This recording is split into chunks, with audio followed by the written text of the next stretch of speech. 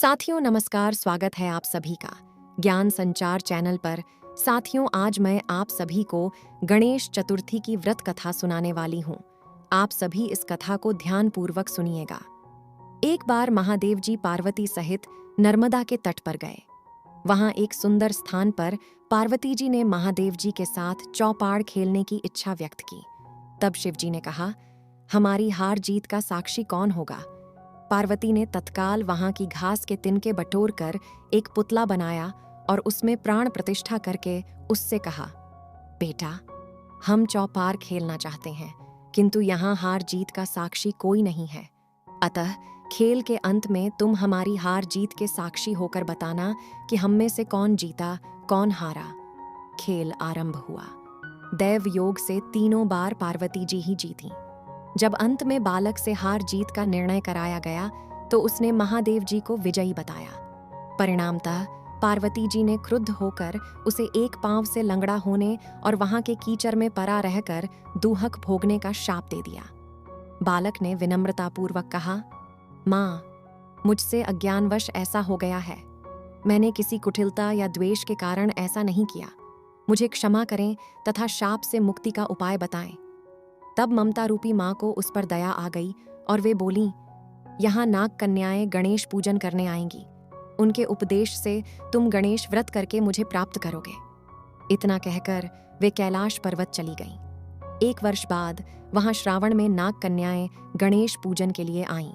नाग कन्याओं ने गणेश व्रत करके उस बालक को भी व्रत की विधि बताई।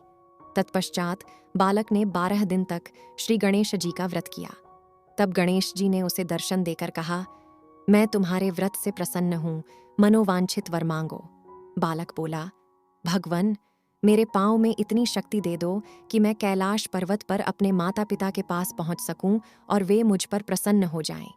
गणेश जी थास्तु कहकर अंतर्धान हो गए। बालक भगवान शिव के चरणों में पहुंच गया। शिव जी ने उससे वहां तक पहुंचने के साधन के बारे में पूछा। तब बालक ने सारी कथा शिवजी को सुना दी। उधर उसी दिन से अप्रसन्न होकर पार्वती शिवजी से भी विमुख हो गई थीं। तदुपरांत भगवान शंकर ने भी बालक की तरह 21 दिन पर्यंत श्री गणेश का व्रत किया, जिसके प्रभाव से पार्वती के मन में स्वयं महादेव जी से मिलने की इच्छा जागृत हुई। वे शीघ्र ही कैलाश पर्वत पर आ पहुंचीं। वहां पहुंचकर पार्वती जी ने शिवजी से पूछा, भगवन, आपने ऐसा कौन सा उपाय किया जिसके फलस्वरूप मैं आपके पास भागी भागी आ गई हूँ? शिवजी ने गणेश व्रत का इतिहास उनसे कह दिया।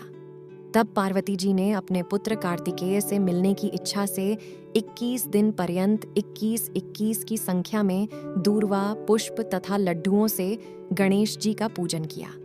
21वें दिन कार्तिकेय स्वयं ही पार्वती जी से आ मिले। उन्होंने भी मां के मुख से इस व्रत का माहात्म्य सुनकर व्रत किया। कार्तिकेय ने यही व्रत विश्वामित्र जी को बताया। विश्वामित्र जी ने व्रत करके गणेश जी से जन्म से मुक्त होकर ब्रह्म आर्षि होने का वर मांगा।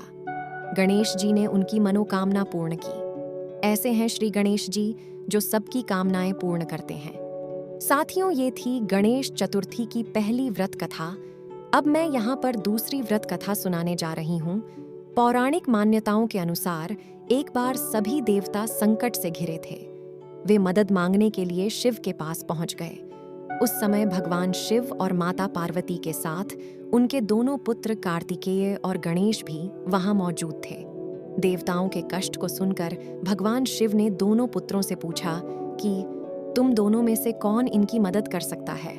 दोनों शिव पुत्रों ने एक स्वर में खुद को इस योग्य बताया। अब कार्तिकेय और गणेश जी में कौन ज्यादा योग्य है, इसको सुलझाने के लिए भगवान शिव ने कहा कि तुम दोनों में से जो सबसे पहले पूरी पृथ्वी का चक्कर लगाकर आएगा, वही देवताओं की मदद करने जाएगा। शिव की बात सुनकर कार्तिकेय अपने वाहन मोर पर बैठकर पृथ्वी की परिक्रमा पर चल दिए। लेकिन गणेश सोचने लगे कि चूहे से परिक्रमा करना बहुत मुश्किल है और इसमें बहुत सारा समय लगेगा। बहुत सोच विचार के बाद उन्हें एक युक्ति सूझी।